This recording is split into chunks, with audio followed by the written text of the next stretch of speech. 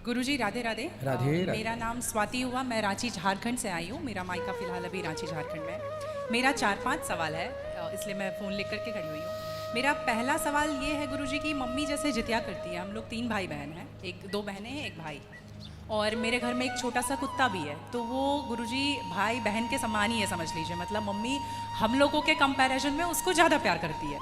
Most of the time उसके पीछे ही mummy का जाता है। तो जब मम्मी जितिया करती है तो कहते हैं सबको पहनाती हो वो बद्दी जितिया वाला, तो क्या हम उसको भी पहना सकते हैं? क्या पहनाती हैं? वो जितिया जो पहनते हैं ना, अभी जितिया वाला जो पर्व था कुछ दिन पहले, हाँ हाँ। या देखो नहीं पहनाना चाहिए? ये क्या होता है, पहले ये समझाओ, हम अभी समझे नहीं क्या होता है। भाषा में समझ मैं बताती हूँ। जैसे पति के लिए तीज किया जाता है, करवा चौथ किया जाता है, ठीक उसी प्रकार से बच्चों के लिए जितिया का पर्व किया जाता है। हमारे यहाँ उसे संतान सप्तमी कहते हैं शायद, मुझे इसका ज्ञान नहीं। हाँ हाँ, हमारे यहाँ उसको संतान सप्तमी बोलते हैं। ठीक जी ठीक है, ठीक है। देखो, बच्चों के साथ बच्चों का व्यवहार करो। जीव मात्र से प्रेम करना बुरा नहीं है, सबसे प्रेम करो, सबको रोटी दो, सबको प्यार करो, सबको दुलार करो। प्यार दुलार करने में कोई बुराई नहीं, पर हर चीज की मर्यादाएं हैं। आप जितना प्यार अपने पति से करती हैं, आप उतना प्यार, उस तरह का प्यार पर पुरुष से करेंगे तो ये मर्यादा के खिलाफ है। जी। मतलब प्यार अब कहें कि नहीं जी, जैसा हम अपने पति से करते हैं वैसे तुमसे भी करेंगे, वो अमर्यादित हो जाएगा। उसी तरह हम गाय से जो व्यवहार कर सकते हैं वो कुत्ते से नहीं कर सकते। तो हर चीज की एक मर्यादा है। कुत्ते को देहली के बाहर रखा जाता है, घर के अंदर नहीं। बट वो तो हमेशा घर में ही रहता है। वो आपकी अज्ञानतावश है। कुत्ता जहां जहां अपने पांव रख देता है, कुत्ता जहां जहां होता है, वो अशुद्ध हो जाती है जगह। कुत्ता के स्पर्श से अशुद्धि आती है, इसलिए कुत्ता को रोटी खिलाने का विधान तो है। कुत्ते को आवश्यकता है तो आप उसकी दवाई भी कराइए, है ना। अनायास उसे छूने का विधान नहीं है। तो फिर गुरुजी उसको घर से बाहर कर दें? बाहर क्या, कुत्ते घर के अंदर रहे कब? आज के ज़माने में फैशन का ज़माना, तो लग्जरी गाड़ियों में घूम रहे हैं कुत्ते। गाय है आपके घर में? नहीं गुरुजी, इसलिए नहीं पॉसिबल है क्योंकि आप फ्लैट में नहीं रख सकते हैं। आप खुद अगर रेंट पे रहते हैं तो आप समस्या नहीं तो रख सकते। यही है कि आज हम कुत्ते को रखने को पॉसिबल मानते हैं, पर गाय को रखना इम्पॉसिबल मानते हैं। गुरुजी दिक्कत तो कुत्ते से भी है बहुत लोगों को। लॉजिकली देखा जाए, अगर उसको हम बाहर लेकर के जाते हैं शौच के लिए तो उससे भी दिक्कत है, लेकिन कुत्ते में मैनेज हो जाता है क्योंकि हम बाहर लेके जाते हैं। एक्चुअली कुत्ते में आप लोग मैनेज करना सीख गए हैं। काश गाय के साथ भी मैनेज करना सीख गए होते तो गाय भी मैनेज हो जाती है अभ्यास से। अब कुत्ते के संग रहते रहते अभ्यास हो गया है। गाय भी ना, छोटी सी गाय आती है जो हिमालय तरफ की गाय है ना, वो बहुत छोटी सी होती है। वो गाय यदि आप घर में रखेंगे तो वो आपके बिस्तर में सो सकती है, वो आपके संग खा सकती है। मतलब छोटी सी होती है, 1 लीटर दूध देती है वो, और इतनी प्यारी गाय होती है, इतनी सुंदर होती है। मतलब पूरे भारत देश की सर्वश्रेष्ठ नस्ल है वो, सबसे सुंदर सर्वश्रेष्ठ गाय। वो गाय सिर्फ कम दूध देती है। मतलब अपनी गौशाला में जितने छोटे छोटे बछड़े हैं ना, छोटे छोटे, मतलब सामान्य गैया का जो बछड़ा 1 महीने में होता है ना, उतनी बड़ी तो वो पूरी गाय होती है। मतलब उसे आप गोद में लेके जा सकते हैं। वो बच्चे की माँ बन गई है, लेकिन उस गाय को आप अपनी गोद में ले सकते हैं, वो भी गाय होती है। तो कुत्ते वालों को उस गाय के साथ मैनेज कर लेना चाहिए। अच्छा, मतलब उस हाइट, मतलब उस गाय की हाइट की ग्रोथ नहीं है, वो गाय की हाइट, वो गाय बहुत छोटी सी होती है, इतनी सी होती है कि आप उसे गोद में ले सकते हैं। आप उसे गोद में लेके पूरे घर में घूम सकते हैं। मतलब इतनी छोटी गाय होती है वो। देखो, भगवान को पता था कलयुग में ऐसा होगा, इसलिए ऑप्शन दे रखा है। आप कुत्ते को गोद में लेके घूमते हैं, पर भगवान ने ऑप्शन दे रखा था, हम लोगों का ध्यान उस तरफ गया नहीं। सही बात। गुरुजी, मेरा दूसरा सवाल ये है कि ये सवाल बेसिकली मेरी बहन के घर वालों का है। चिकन नहीं खाना चाहिए क्योंकि उसमें जान होती है, कोई भी जानवर नहीं खाना चाहिए क्योंकि जान होती है।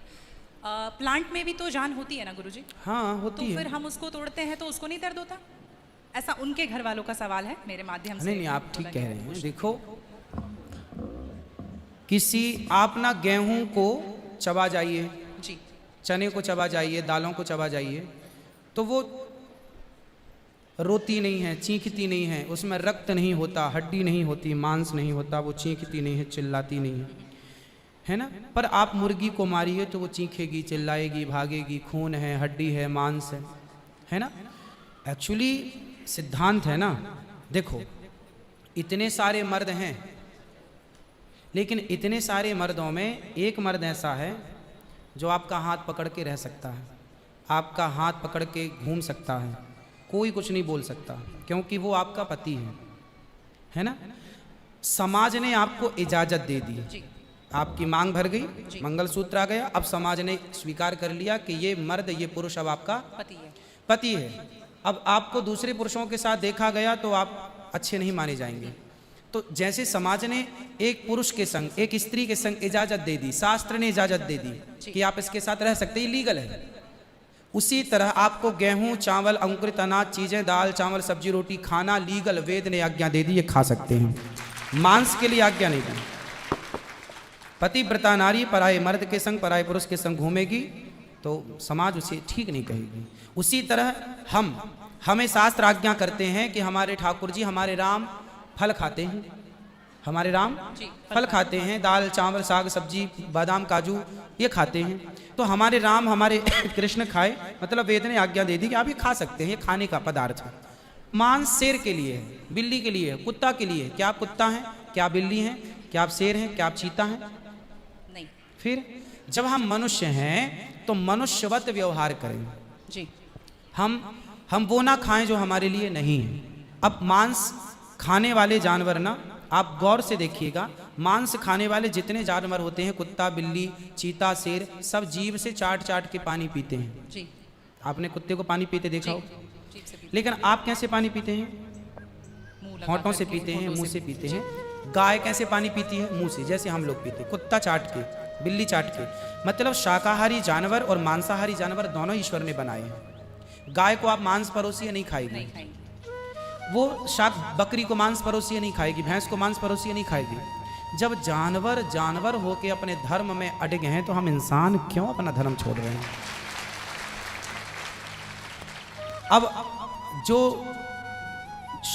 मांसाहारी जानवर होते हैं उनको आप ध्यान से देखना, उनके पाँव में नाखून होते हैं, जबकि शाकाहारी जानवर के खुर पाए जाते हैं। जैसे गाय का खुर होता है, बकरी का खुर होता है, भैंस का खुर होता है, जबकि चीता का, शेर का, कुत्ते का, बिल्ली का।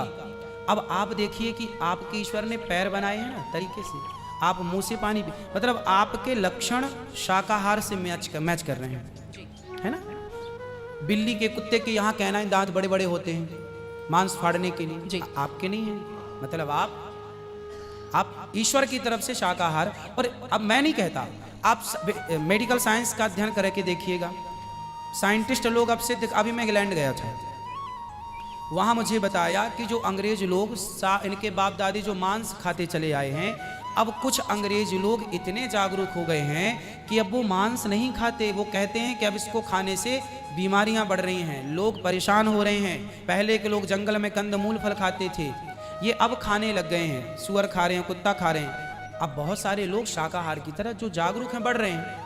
तो आप और हम तो पहले से जागरूक हैं, तो हम क्यों अपने आप को मांसाहार की तरफ ले जाएं? क्यों किसी की हड्डी चबाएं?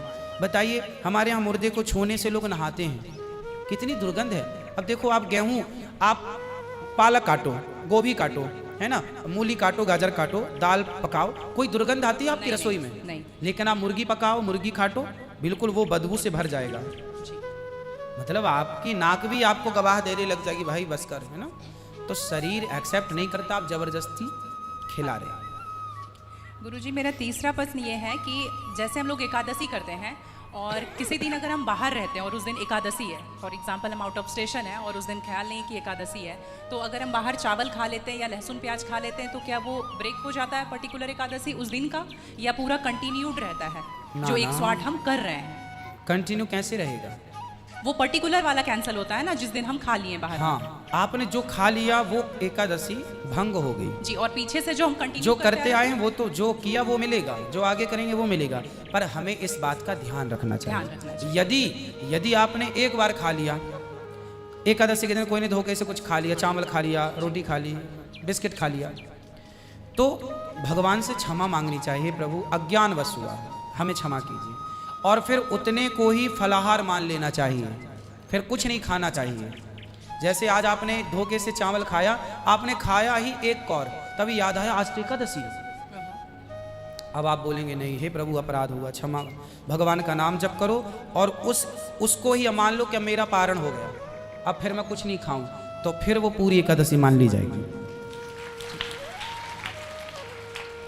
गुरुजी मेरा चौथा सवाल ये है कि आप कहते हैं दारू पीना पाप है, चिकन खाना पाप है क्योंकि उसमें जान है। दारू में ऐसी कौन सी चीज मिली होती है कि उसको पीने से पाप हो जाता? अगर आप पी के कुछ गलत कर रहे हैं तो फिर गलत है लॉजिकली, तो फिर पाप क्यों? और अगर दारू में नशा चुकी होता है, अगर वो पाप है, तो फिर तो पुड़िया खाना, सिगरेट पीना, सारी चीजें पाप में आ जाएंगी। ये पाप अलग विषय है, अभी मैं समझा देता हूँ आपको। जब हमारा देश गुलाम था जी, तो एक अंग्रेज ने एक पंडित जी की कनपटी पे बंदूक रखी और अंग्रेज ने कहा, ये पंडित जी यहाँ हो, तुम बड़े पुजारी हो? हाँ पुजारी हूँ। हिंदू हो? हाँ। आज मैं तुम्हें गोली मारूंगा। पंडित जी बोले क्यों मारोगे? बोले आज 4 चीज़ें तुम्हारे सामने हैं। अंग्रेज ने 4 चीज़ें पंडित जी के सामने रखी। पहले पराई स्त्री ला के रख दी, तुझे आज इसके संग रहना है। दूसरा मांस रख दिया, आज तुझे मांस खाना है। और तीसरा ढेर सारा सोना रख दिया। इतना सोना तो रोज भीख मांगता है ना, ले जा सोना। और चौथी दारू रख दी, शराब। इन 4 में एक चीज तुझे लेनी पड़ेगी, नहीं लेगा तो गोली मारूंगा। बोल क्या लेता है? पंडित जी बोले पराई औरत तो मैं नहीं देख सकता, मार दो गोली मुझे, पर मैं पराई स्त्री के, मेरी माँ बहन, मेरे संस्कार ऐसे हैं कि ये मेरी माँ बहन और बेटी है, ये मैं मर जाऊंगा पर चरित्र में दाग नहीं लगने दूंगा, तो ये स्त्री तो मैं नहीं ले सकता।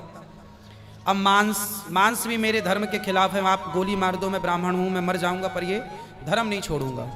और रहा ये सोना भी नहीं लूंगा, क्योंकि मैं भीख इसलिए बेईमानी करता तो भीख क्यों मांगता? मैं ईमानदारी से भीख मांग के खा सकता हूँ, बेईमानी का करोड़ों नहीं ले सकता, इसलिए सोना भी नहीं लूंगा।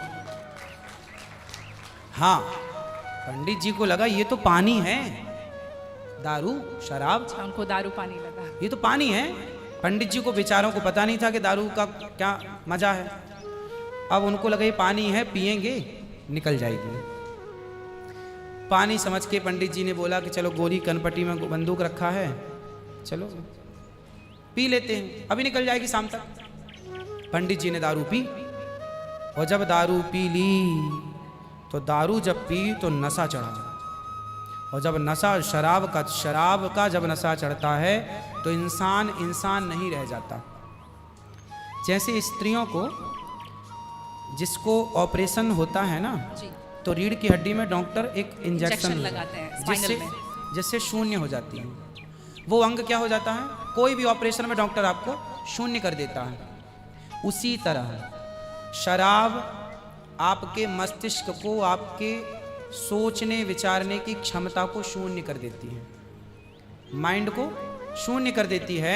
आप ये निर्णय नहीं ले पाते कि क्या सही है और क्या गलत है। अब पंडित जी जब नशे में झूमने लगे तो वो उस स्त्री को छेड़ने लग गए, ए यहाँ जा, नशे में। तो यही तो प्रश्न था मेरा गुरुजी कि वो नशे में ऐसा कर रहे हैं तो गलत है। अगर जो बोलते हैं हम जेंटलमैन पैक पीते हैं, हम 2 पैक पीते हैं या 3 अच्छा ये बताओ, नशे में करने लगे तो गए, वो नशा आया कहाँ से? शराब जहाँ से आया वही तो गलत है। नहीं तो गुरुजी, सारे फसाद की जड़ तो वही है। गुरुजी जब ज्यादा पी ले रहे हैं तो ऐसा हो रहा है, जो कम पी रहे हैं, और ये कह रहे हैं कि कम पीने से ऐसा नहीं होता, आप ज्यादा हमारे यहाँ 5 महापाप गिनाए हैं शास्त्रों ने जी, 5 महापाप, उनमें से एक शराब है। शराब है, हाँ। शराब को महापाप इसलिए कहा गया है, ये बुद्धि भ्रष्ट, शराब पीने वाली की बुद्धि सात्विक नहीं हो सकती। आप शराब पीजिए, आप शराब पीने वाला व्यक्ति आध्यात्मिक नहीं हो सकता। जो ईश्वर से कनेक्टिविटी है, जो हम आध्यात्म जगत की बात करते हैं, देखो आप शराब पीने के शराब लोग क्यों पीते हैं?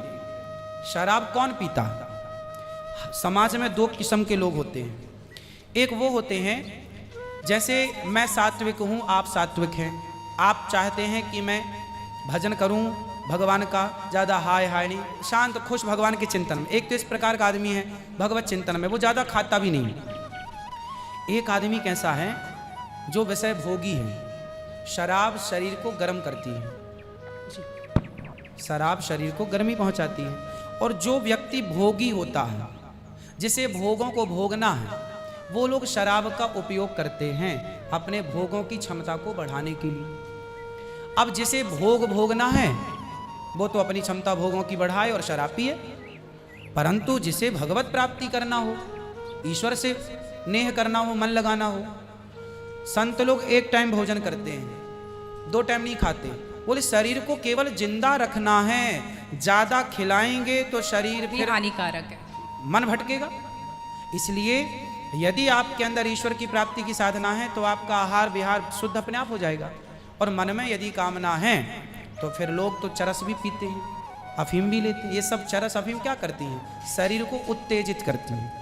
ये सब शरीर को उत्तेजित करने वाले पदार्थ हैं। तो बाकी जितने भी नशा वाली चीज हैं, हाँ। गुटखा, खैनी, दारू जो भी हैं, ये सारे फिर उतने ही इक्विवेलेंटली सब नुकसानदायक है। खैनी से कैंसर होता है, सिगरेट से लंग्स खराब होते हैं। गुल से क्या होता है गुरुजी? किससे? गुल जो करते हैं, गुल क्या होता वो है? पाउडर एक होता है ना, नहीं वो मैं जानता नहीं। चरस अफीम क्या कहते हैं? क्या है बट ड्रग्स? नहीं नहीं, वो ड्रग्स नहीं होता, डब्बे में आता है गुल। नहीं, वो गांव के लोग को मैंने देखा करते हुए। हाँ? तंबाकू चूना? नहीं वो मैं उसके बारे में पहली बार सुन रहा हूँ, अब रिसर्च करना पड़ेगा वो चीज क्या है। मतलब कुछ भी नशीला पदार्थ देखो गलत वो गलत है। सब गलत है। सब गलत। शराब कौन सी सही है? सिगरेट कोई पिए तो कौन सा समझदार है? आप खैनी खाएं, गुटखा खाएं, अब कौन सही, इसे कौन कहे? मूर्ख ही सही कहेगा, खाने वाला ही सही कह सकता है। तो मतलब सब इक्वली उतने ही पाप है। पाप पुण्य अलग विषय हो गया। नहीं गुरुजी, आप कहते हैं कि दारू शराब भी- को पाप माना गया है, बाकी ये चीजों सारी को चीज पाप के अंतर्गत है। अब सेहत खराब हो ही जाएगी। शराब के नशे को पाप माना गया है, बाकी चीजें गलत हैं। ठीक है। महापाप में शराब को लिया गया है, बाकी चीजों को गलत। सही कैसे हो सकती है खैनी और सिगरेट और बाकी चीजें? महापाप में शराब को गिना। देखो एक होता है महापाप, एक होता है पाप। जी। महापाप 5 प्रकार के हैं, पाप अनेक प्रकार के हैं। तो पाप है, गलत है, ये सब चीजें गलत हैं। शराब महापाप है। आगे ठीक है गुरुजी, मेरा लास्ट प्रश्न आपके माध्यम से ये बुलवाना है। बहुत सारे लोग खच्चर पर जाते हैं केदारनाथ, और वैष्णो देवी भी जाते हैं खच्चर पे। अगर आप देख रहे हैं तो अभी रिसेंट का वीडियोस देखे होंगे, तो उनको चरस पिला करके लेकर के लोग जा रहे हैं। किसको? खच्चर को जी, एक नाक बंद करके एक नाक से पिला रहे हैं। और आपको यहाँ पे बहुत सारे लोग एडमायर करते हैं, इवन 11 मिलियन लोग एडमायर करते हैं। अगर आप ये बोल देंगे कि आप धाम जाते हो तो जाओ, लेकिन पैदल जाओ, इनका प्रयोग मत करो, तो मेरे लिए बहुत अच्छा होगा, क्योंकि हम बहुत ज़्यादा ही एनिमल लवर हैं। तो ये देख करके लगा था मुझे कि कभी आऊंगी यहाँ तो आपके माध्यम से इसलिए जरूर पहले एक बार- के लोग जब तीर्थ यात्रा पर वहाँ केदारनाथ बद्रीनाथ पैदल जाते थे जी। तो इस उद्देश्य से जाते थे कि अब वापस नहीं आना। पहले के लोग जाते थे इस उद्देश्य से कि अब वापस नहीं आना। नहीं आना, वहीं भगवत धाम में चले जाएंगे। आजकल इसलिए आज के ज़माने में तीर्थ इत्यादि जवानी में ही कर लो। माँ बाप को समय है, पाँव हाथ चल रहे हैं तो करा दो, भजन करो मस्त जवानी में, बुढ़ापा किसने देखा। तो समय से सब कर लो, बुढ़ापे में फिर तो खच्चर ही बचेगा। तो बुढ़ापे जो देखो बूढ़े लोग हैं जो नहीं चल पा रहे हैं, पर आस्था है दर्शन की, तो वो अपने हिसाब से जाते हैं। नहीं तो गुरुजी हेलीकॉप्टर भी तो है ना। हाँ हेलीकॉप्टर का बजट सबका नहीं होता, हेलीकॉप्टर से सब नहीं जा सकते ना, उसकी टिकट ही महंगी है, 25-50 हज़ार रुपये लगता है, लाख रुपए भी लगता होगा, भगवान जाने, मुझे नहीं पता कितना लगता है।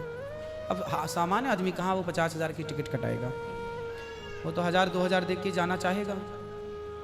तो सबके अपने अपने बजट हैं, पर ये कोशिश करो कि हम अपने पाँव पर चलें, हम किसी पर बोझ ना बने।